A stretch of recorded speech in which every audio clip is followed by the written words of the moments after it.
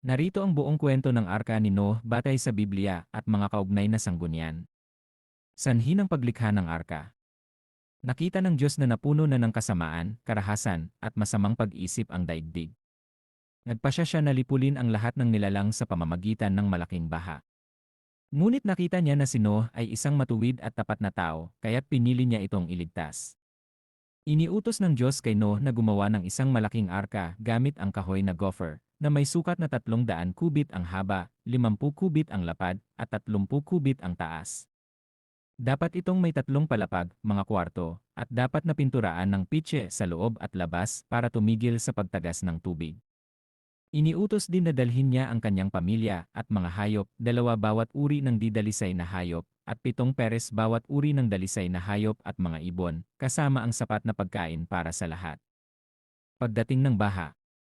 Nang matapos na ang arka, sinabi ng Diyos kay Noah na pumasok na sila kasama ang mga hayop. Noong si Noah ay 600 taong gulang na, noong ika-17 ng ikalawang buwan, bumukas ang mga pinagmumulan ng tubig sa lupa at mga bintana ng langit. Umuulan ng 40 araw at 40 gabi, at ang tubig ay tumataas hanggang sa malubog ang pinakamataas na bundok.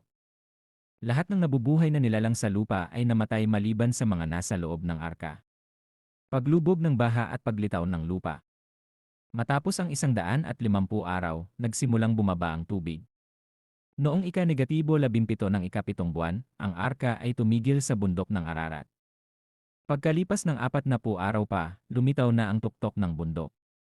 Inilabas ni Noah ang isang uwak, ngunit hindi ito bumalik. Pagkatapos ay inilabas niya ang isang kalapati, ngunit walang mapaglalagyan ng paa kaya't bumalik ito.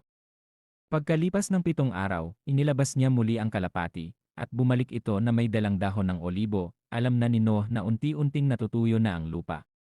Pagkalipas pa ng 7 araw, hindi na bumalik ang kalapati. Noong si Noah ay 601 taong gulang na, noong ika-1 ng unang buwan, binuksan niya ang takip ng arka, at nakita na natutuyo na ang ibabaw ng lupa. Noong ika-27 ng ikalawang buwan, ganap nang natuyo ang lupa. Paglabas mula sa arka at ang tipan. Iniutos ng Diyos kay Noah na lumabas sila kasama ang lahat ng hayop.